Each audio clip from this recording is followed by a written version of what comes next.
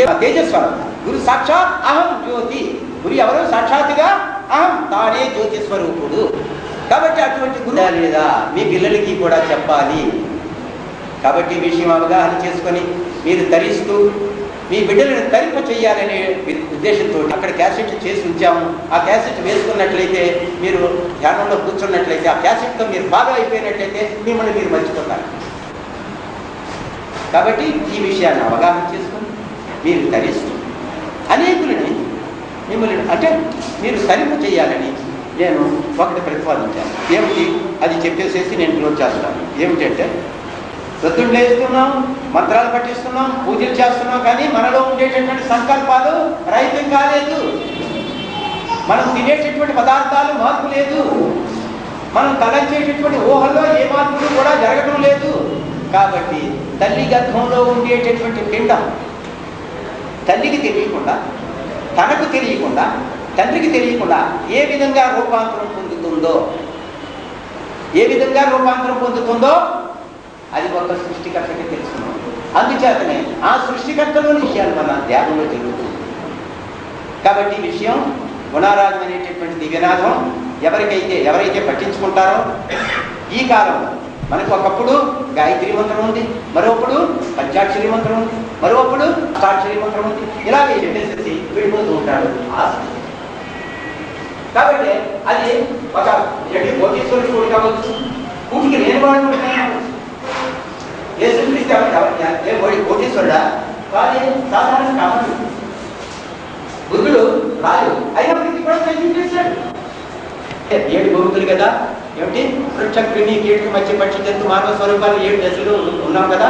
4 అవస్థల గురించి రేపు మృత్యువు యొక్క రహస్యంలో ఎన్ని దశల్లో మనం శరీరం విడిచిపెడతాము, ఇదంతా కూడా మృత్యు యొక్క రహస్యాన్ని రేపు నేను మీకు తెలియపరుస్తాను. 7 దినాల్లో మీరు అమృతులైపోవాలి, ఆనందమై అవ్వాలి. మీ జీవితాల్లో అది వెలిగే దీపాలుగా మీరు మారి హైదరాబాద్లో వెలిగిన దీపాలను మీరు వెలిగిస్తూ ఉంటారు. అదే నా యొక్క ఆశ.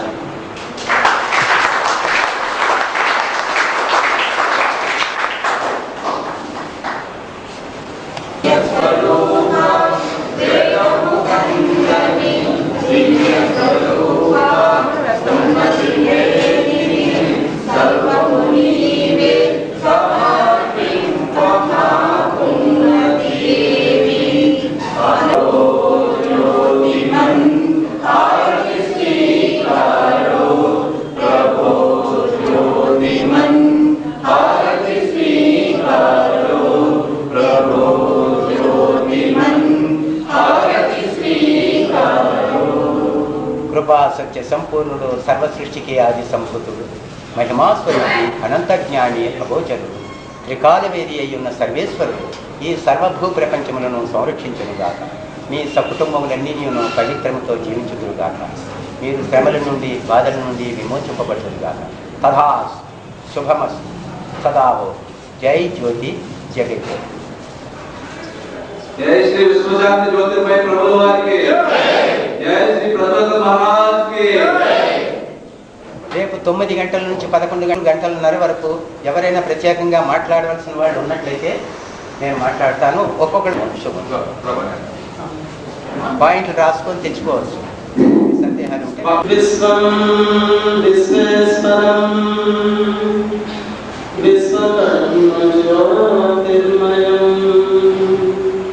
గురు సహస్వాహం గురు జ్యోతిర్మయం గురుదేవో తేజస్వరం గురు సాక్షాత్ అహం జ్యోతి తస్మై శ్రీ దివ్యాత్మా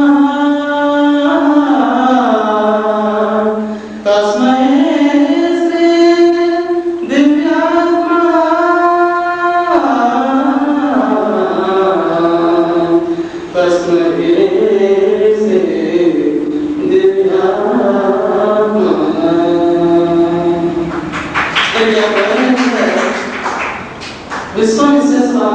విశ్వానంతటి కూడా ఒక స్వరంలో సృష్టించడమే ఆ సృష్టిలో సంకల్పం.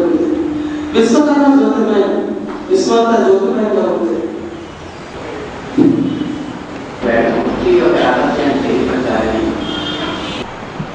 అనేక మంది మహాత్ములకి పుట్టినటువంటి ఈ భారత భూమిలో, ఈ దేవభూమిలో, ఆధ్యాత్మిక చెంతకు నిలయమైనటువంటి ఈ భారత భూమిలో మనం జన్మించిన తరువాత ఏమంటుంది? అశాంతితో ఉన్న ఓ మానవ నీవు ప్రశాంతిని పొందినట్లు ఏ స్వరం అయితే ఈ సృష్టికి మూల కారణమై ఉందో ఆ స్వరం నుంచే ఎవల్యూషన్ అంటే జనన మరణ సుఖ దుఃఖములన్నీ కూడా వచ్చాయి అని, ఆ స్వరం నుంచే విడుదల అవుతున్నాయని ఇక్కడ చెప్పబడుతుంది.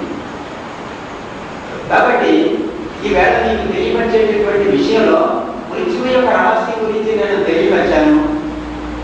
ఏ స్వరం అయితే మీరాబాయి కంఠ మాధుర్యం నుంచి వెలువడిందో స్వర శబ్దం, ఆ స్వరమే ఈ మూల కారణం అని చెప్పేసి మనం అకారం అకారం అని చెప్పేసి చెప్పుకునేటటువంటి, లేక ఉకారం అకారం అని చెప్పుకునేటటువంటిది అన్ని మతాల వాడికి కూడా ఒకటే దివ్యాద్వైతం.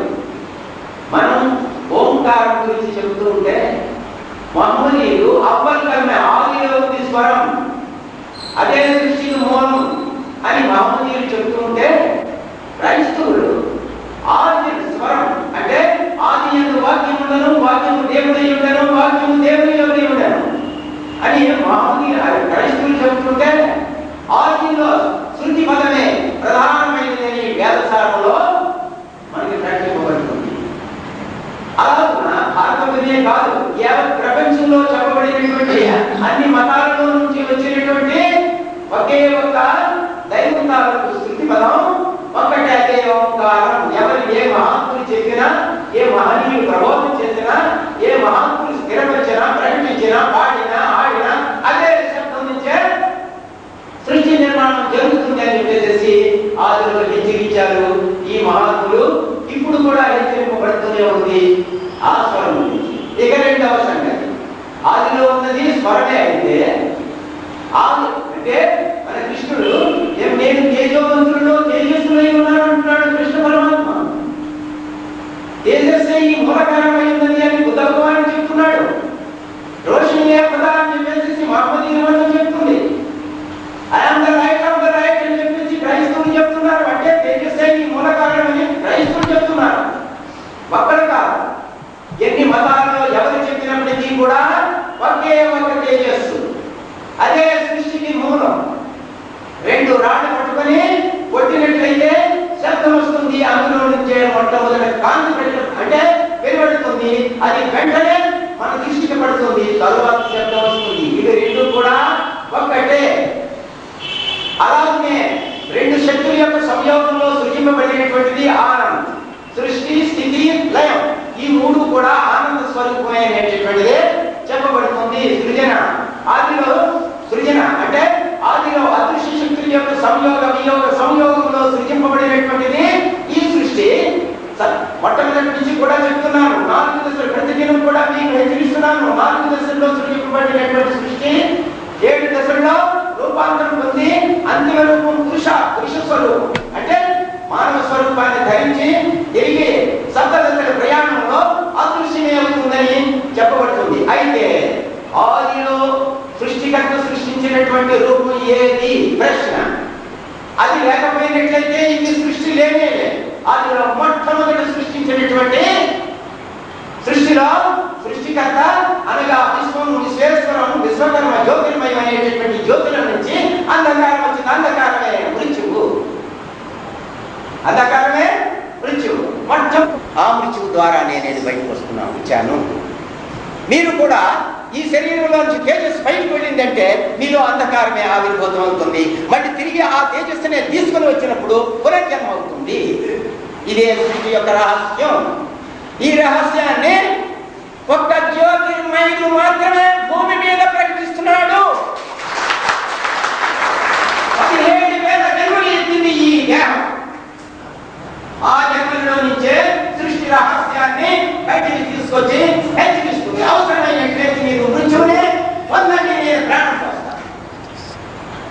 కారణం అద్వైతమే సృష్టి గాలి రూపమని అణువులలో అంతర్యోధి అయి ఉన్నాడని ప్రకటించాడే ప్రహ్లాదుడు. ఆ ప్రహ్లాదులలో ఉండేటటువంటి తేజస్సే నేను.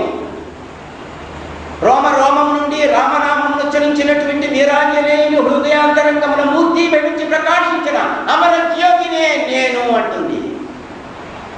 సెయింట్ పాల్ హృదయాంతరంగంలో దీపమించినటువంటి కాంతి పుంజమే నేనంటుంది. క్రైస్తవ మతంలో ఉండేటటువంటి భావాన్ని స్థిరం చేస్తూ జ్యోతిర్మయం. రోషనియా ఖుదా అనేటటువంటి ప్రకటన చెబుతుంది. మహమ్మదీయుల మతంలో ఉండేటటువంటి మహమ్మద్ ఆలీలో ఉండేటటువంటి తేజస్సు కూడా నేనే అంటుంది. ఆ ఆత్మజ్యోతి దివ్యాత్మ స్వరూపంలో ఆదిలో స్థిరపరిచినటువంటి మృత్యువు నుండే పునర్జన్మలు అంటే రూపాంతరాల పొందుతూ క్రిమి కీటక మత్స్య పక్షి జంతు మానవ స్వరూపాలన్నీ కూడా రూపాంతరాలను పొంది మళ్ళీ సప్తదశల ప్రయాణంలో అనగా షట్చక్రములను ఛేదించుకొని తిరిగి భూమకటంలో తేజస్సును గాంచి ఆ తేజస్సే స్వయం ప్రకాశం అవుతుంది. ఇదే మృత్యువులో ఉండేటటువంటి అర్థము. కాబట్టి మృత్యువు యొక్క స్థితిగతి విధానంలో మనం తెలుసుకోవాల్సినటువంటి విషయాలు ఎన్నో ఉన్నాయి. మృత్యువేముంటుంది? మొట్టమొదట మృత్యువే సృజింపబడింది. ఆ మృత్యువులో నుంచే రూపాంతరాలు పొందుతూ అంటే రూపం పరిపూర్ణమైంది మానవ జన్మ. ఆ మృత్యువే లేని పక్షంలో రూపాంతరం అనేటటువంటి లేనే లేదు, అణువులు మాత్రమే ఉన్నది. కాబట్టి ఆ అణువుల నుంచే మనం రూపాలను ధరించుకుంటూ మనం వచ్చాం. కాబట్టి మృత్యువు వచ్చింది అని మనం బాధపడుతుంటాం, కన్నెంపై నీళ్లు పెడుతూ ఉంటాం. అమ్మ చనిపోయినా, బాబు చనిపోయినా, తండ్రి చనిపోయినా దానికి లేదు. దానికి చిన్న పెద్ద అనేటటువంటి తరతమ భేదాలు లేవు. ధనిక పేద అనేటటువంటి తరతమ భేదం లేదు. కురూపి సురూపి అనేటటువంటి భేదం లేదు. చిన్న పెద్ద అనేటటువంటి తేడా లేదు. నేను అందరినీ సమానముగానే వర్ణిస్తున్నాను, నాకే భేదం లేదు అంటుంది. మృత్యువు ఒక్కటి మాత్రమే. కాబట్టి ఏ మతస్థుడైనా, ఏ కులస్థుడైనా, ఏ జాతివాడైనా, ఎవరైనా భూమి మీద చెప్పేటటువంటిది, అనుభవించేటటువంటిది దుఃఖం. కాబట్టి జన్మ దుఃఖం, పుట్టడమే దుఃఖం, మీరు పుట్టవద్దు అంటున్నాడు బాబా. పుట్టారు కాబట్టి మీరు మరణిస్తారు. మరణించినంత మాత్రాన్ని మీరు విచారించి వద్దంటారు బాబా. మరణించిన తర్వాత ఆత్మజ్యోతి అయినటువంటి స్వయం ప్రకాశంలోకి మీరు వెళ్ళిపోవాలి. కాబట్టి అమృతత్వాన్ని పొందుతాం. కాబట్టి దివ్యాధ్వర్యంలో ఈ జీవాత్మ పరమాత్మతో చేరుకోవడానికే మృత్యువు మొట్టమొదట జన్మించింది, అంటే సృష్టించాడు ఆ సృష్టికర్త. కాబట్టి అటువంటి మృత్యు రహస్యం లోకానికి ఇచ్చినటువంటిది ఈ దివ్య గ్రంథం. ఈ దివ్య గ్రంథంలో మృత్యువు యొక్క మాటలన్నీ కూడా ఇందులో ఉన్నవి. ఇది తీసుకొని మీరు చదవండి. మీ సర్వస్వాన్ని కూడా అమ్మండి, ఇది కొనుక్కోండి. ఇదే ధనం. మీ సర్వస్వాన్ని కూడా కోల్పోవచ్చు, కానీ ఈ ధనాన్ని సంపాదించుకున్న తర్వాతనే అది కోల్పోవాలి. కానీ అంతవరకు మీరు భౌతిక శాస్త్రంలో భౌతికంగా ఈ జీవితంలో గడుపుతూ ఉండవలసిందే. కాబట్టి మృత్యు రహస్యం అనేటటువంటిది ఏమంటుంది? ఇంకా ఏమంటుంది? నేను చిన్న పెద్ద అనేటటువంటి తరతమ భేదాలు లేవంటుంది. నీవు సృష్టికర్త, నాకంటే నేను నీలో ప్రకాశించుచున్నాను అని ఏమంటుంది? మృత్యువునైనటువంటి నేను నీ నీడ కన్నను సమీపమై ఉన్నాను. మృత్యువేమంటుంది? నీ నీడ కన్నను సమీపమై ఉన్నాను, నీ కొరకు వేచి ఉన్నాను. మనం ఏమనుకుంటున్నామంటే నాకు ఇంత పెద్ద వయస్సు, ఇంత పెద్దవాడిని అయిపోయాను అనుకుంటుంది. నేను నీ కొరకు వేచి ఉన్నాను. నీ వయసు పెరుగుతున్నది అని నీవు అనుకుంటున్నావు, నీ వయసు తరుగుతున్నదని నేను అనుకుంటున్నాను. కాబట్టి వయసు తరగడం అనేటటువంటిది ఏమిటి అంటే మన యొక్క ఈ సంస్కారాలు రహితం చేసుకుంటూ మనం ఆ అమృతత్వానికి వెళ్ళిపోవడానికి తాను ఒక స్థిరత్వాన్ని అంటే స్థిరమైనటువంటి ఒక స్థితిని ఏర్పాటు చేసింది. అయితే మృత్యువు చేసిందా? కాదు, సృష్టికర్త స్వయం ప్రకాశం. ఆ స్వయం ప్రకాశంలో నుంచి అంధకారం ఆవిర్భవించింది. కాబట్టి దీనికి ఒక సూక్తి రాశారు. శూన్యము నుండి సృజింపబడినటువంటి సృష్టి క్రమ పరిణామంలో, చెప్పండి మళ్ళీనే, శూన్యము నుండి సృజింపబడిన సృష్టి క్రమ పరిణామంలో మృత్యువు అంతర్జ్యోతి అయి ఉన్నది. మృత్యువు కూడా జ్యోతి స్వరూపమే. అందుచేతనే మనలో నుంచి బయటికి రాగానే మన తన దగ్గర జ్యోతిని పెడుతున్నాం. తన దగ్గర అంటే ఈ జ్యోతి బయటకు వచ్చింది కాబట్టి ఆ తన దగ్గర జ్యోతిని పెడుతున్నాం. గుళ్ళో రాముడికి పూజ చేస్తున్నాం, జ్యోతిని పెడుతున్నాం. అష్టాదశ పురాణాలు ప్రకటిస్తున్నాము, అక్కడ జ్యోతిని పెట్టుకుంటున్నాం. ప్రతి దానికి కూడా శుభాశుభాలు రెండు కార్యాలకి కూడా జ్యోతిని పెడుతున్నాం. ఏమి? అదే జ్యోతి స్వరూపమే సర్వ సృష్టికి మౌనం. జ్యోతి స్వరూపమే సర్వ సృష్టికి చైతన్యం. జ్యోతి స్వరూపమే సృష్టి స్థితి లయములకు కారణం. కాబట్టి అటువంటి అంతర్జ్యోతి మహాజ్యోతి జ్యోతిర్దేవో మహేశ్వర అంటే మహేశ్వరుడు కూడా జ్యోతిస్వరూపుడు, విష్ణువు జ్యోతిస్వరూపుడు, క్రీస్తు జ్యోతిస్వరూపుడు, నీవు జ్యోతిస్వరూపుడివే, నేను జ్యోతిస్వరూపుడే. ఎప్పుడు మనలో ఈ జ్యోతి ఉన్నంత వరకు కూడా మనం జ్యోతిస్వరూపమే. ఈ జ్యోతి వెళ్ళిపోయిన తర్వాత పంచభూతములైనటువంటి ఈ సృష్టి అంటే ఈ నిర్మాణం పంచభూతం అంటే పృథివీ, ఆకు, తేజో, వాయువు, ఆకాశం. అక్కడి నుంచి చూసినట్లయితే శబ్ద, స్పర్శ, రూప, రస, గంధం వీటి యొక్క తత్వగుణ లక్షణం. కాబట్టి ఇవన్నీ కూడా అద్వైతంలో కలుసుకొని రూపాంతరం చెందింది. ఎప్పుడైతే ఈ జ్యోతి వెళ్ళిపోతుందో మట్టిలో కలిసిపోతుంది, రసతత్వం అనగా జలంలో కలిసిపోతుంది, వాయువులో కలిసిపోతుంది, అంటే వేడిలో కలిసిపోతుంది, వాయువులో కలిసిపోతుంది, శబ్దంలో కలిసిపోతుంది, అదృశ్యం. కానీ మిగిలితేమిటి? మనం ఈ లోకంలో చేసినటువంటి సంస్కారాలను పురస్కరించుకొని మనలో ఉండేటటువంటి మనస్సు అంటే సూక్ష్మేంద్రియాల్లో మనస్సు ప్రధానమైనటువంటి మనస్సును ఆధారం చేసుకొని మన సంకల్పం ద్వారా యద్భావం తద్భవతి, ఏ భావంతో మనం ఉంటామో ఆ భావాన్ని రూపాంతరం పొందుతుంది ఈ జీవాత్మ. కాబట్టి ఈ జీవాత్మ మళ్ళీ స్వయం ప్రకాశంతో వెళ్ళడానికి అనేక జన్మలు ఎత్తవలసి వస్తుంది. కాబట్టి ఆ ఎత్తడానికి మృత్యువు మనకు సహకారం చేస్తుంది. ఎందుకు? మనం వచ్చాం, మళ్ళీ వెళ్ళిపోవడానికి మనకి మైలురాయి అవుతుంది. మైలురాయి అంటే పునర్జన్మ. నేను తెలుసుకున్న మార్గమే మీకు తెలియపరుస్తున్నాను. నాకు తెలియనటువంటి విషయం ఇంకొకటి అందరికీ కూడా చెప్తున్నాను. తెలియని విషయము తెలిసినట్లును, మరికోసారి తెలియని విషయం తెలిసినట్లును, తెలిసిన విషయం తెలియనట్లు రెండూ చెప్పడం కూడా దోషం. తెలియని విషయం తెలిసినట్లు చెప్పడం దోషం. అది మన వాడికి పూర్తిగా అలవాటు. తెలిసిన విషయం దాచుకుంటారు కానీ చెప్పరు, మళ్ళీ అది అలవాటు. కాబట్టి తెలిసిన విషయం తెలిసినట్లు చెప్పడం, తెలిసిన విషయం తెలియనట్లు చెప్పడం, ఇవి రెండు దోషం. కాబట్టి తెలిసిన విషయం మనం తెలుసుకోవాలి. అయితే ఇక్కడ ఒక చిన్న రహస్యం ఉంది.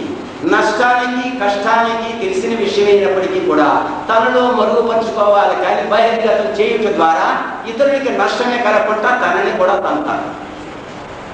కాబట్టి ఈ విషయం మనం గ్రహించుకొని ఎప్పుడు ఎక్కడ ఏ విధంగా మాట్లాడాలి, ఎప్పుడు ఎక్కడ ఎవరికి తెలియపరచాలి అనేటటువంటి వివేకంతో మనం సంభాషించి చెప్పుకోవాలి.